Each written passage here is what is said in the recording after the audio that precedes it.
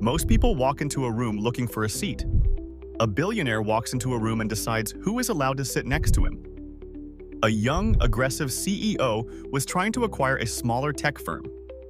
He invited the owner, an older, quiet man, to a negotiation. The young CEO arrived early. He took the head of the table. He filled the room with his assistants, his laptops, and his loud coffee orders. He wanted to look busy and powerful. When the older man walked in, he was alone. He carried nothing but a small leather notebook.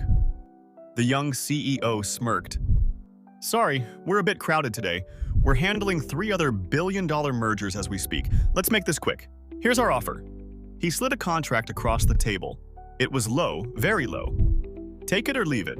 We have 5 other firms waiting in the lobby who would kill for this deal." The older man didn't look at the contract. He didn't even look at the CEO.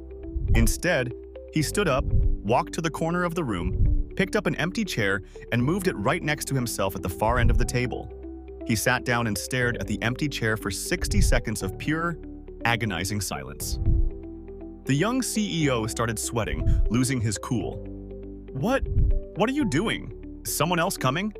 The older man said calmly, "This chair is for the version of you that actually understands the value of my company. Since he isn't here yet, there's no one for me to talk to."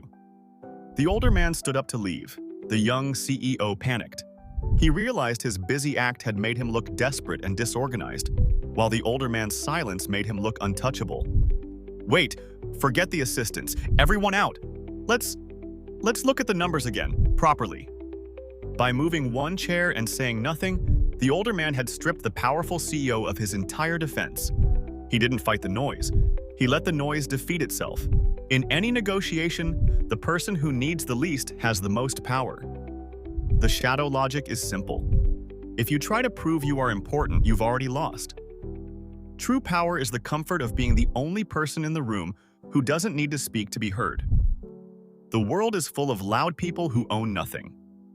Be the quiet person who owns the room. If you aren't following shadow logic, you're just background noise. If you are, you're the one moving the chairs. See you tomorrow.